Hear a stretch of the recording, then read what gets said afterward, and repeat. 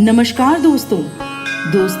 आज के हमारे इस वीडियो में हम आपके लिए पुत्रदा एकादशी की व्रत कथा लेकर आए हैं। द्वापर युग में एक बार महाराज युधिष्ठिर ने श्री कृष्ण से पूछा, केशव कृपा करके यह बताइए कि श्रावण एकादशी का क्या नाम है, उसकी क्या विधि है और उस दिन किस देवता की पूजा होती है। तब भगवान श्री कृष्ण बोले, हे धर्मराज, आपका प्रश्न बहुत उत्तम है। श्रावण एकादशी का नाम पुत्रदा एकादशी है। यह सभी पापों को हरने वाली है। इसमें समस्त मनोकामनाएं तथा सिद्धियों के दाता नारायण भगवान की पूजा होती है। इस समस्त संसार में पुत्रदा एकादशी के समान दूसरा कोई व्रत नहीं है। पुत्रदा का अर्थ है पुत्र देने वाली, अर्थात यह व्रत निसंतान लोगों को संतान प्रदान करने वाला है। हे राजन, अब मैं आपको पुत्रदा एकादशी के महत्व से जुड़ी एक कथा सुनाता हूँ। ध्यान पूर्वक सुने।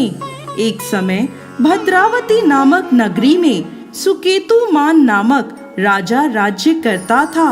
उसकी पत्नी का नाम शव्या था।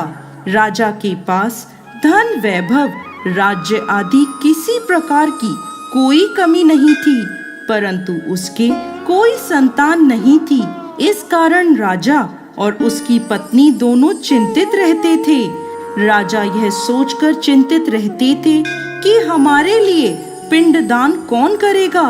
बिना पुत्र के पितरों और देवताओं का ऋण मैं कैसे चुकाऊंगा।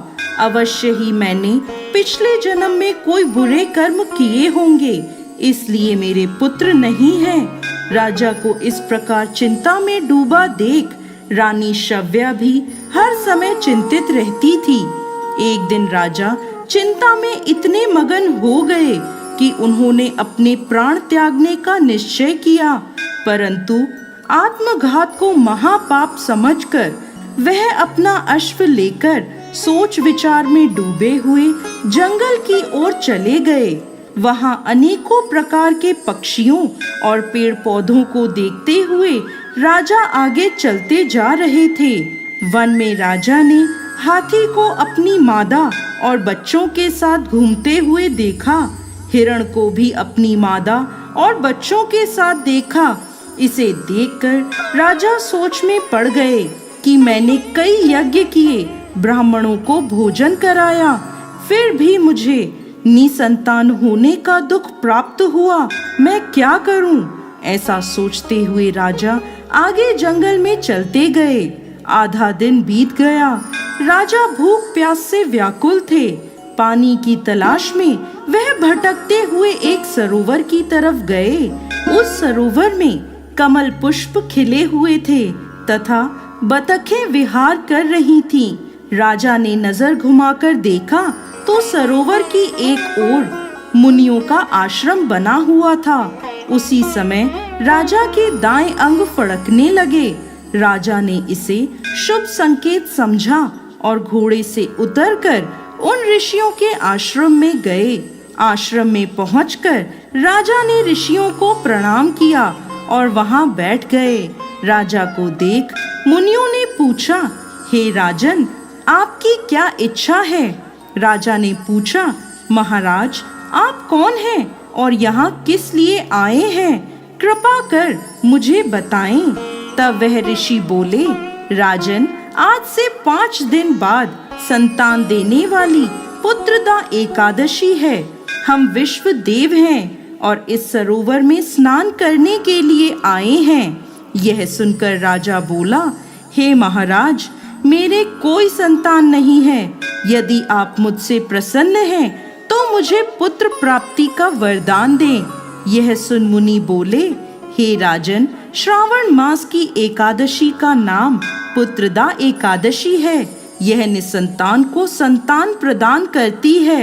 आप अवश्य पुत्रदा एकादशी का व्रत करें और भगवान की कृपा से आपको पुत्र रत्न की प्राप्ति होगी। मुनि के वचनों को सुनकर राजा को संतोष हुआ और उसने महल में जाकर रानी शव्या को सारी बात बता दी। और पुत्रदा एकादशी के दिन राजा और रानी दोनों ने पुत्र प्राप्ति की इच्छा से पूरे विधि विधान से पुत्रदा एकादशी का व्रत किया और द्वादशी के दिन पारण किया। कुछ दिनों बाद रानी शव्या ने गर्भ धारण किया। 9 महीने पश्चात उनके यहाँ एक अति तेजस्वी पुत्र हुआ। वह राजकुमार अत्यंत सुंदर, यशस्वी और प्रजा का पालन करने वाला राजा बना। श्री कृष्ण भगवान बोले, हे कुंती नंदन, पुत्र प्राप्ति के लिए पुत्रदा एकादशी का व्रत सर्वोत्तम है। जो मनुष्य पुत्रदा एकादशी के महत्व को पढ़ते या सुनाते हैं, वह सांसारिक सुखों को भोग कर अंत में स्वर्ग लोक को प्राप्त करते हैं।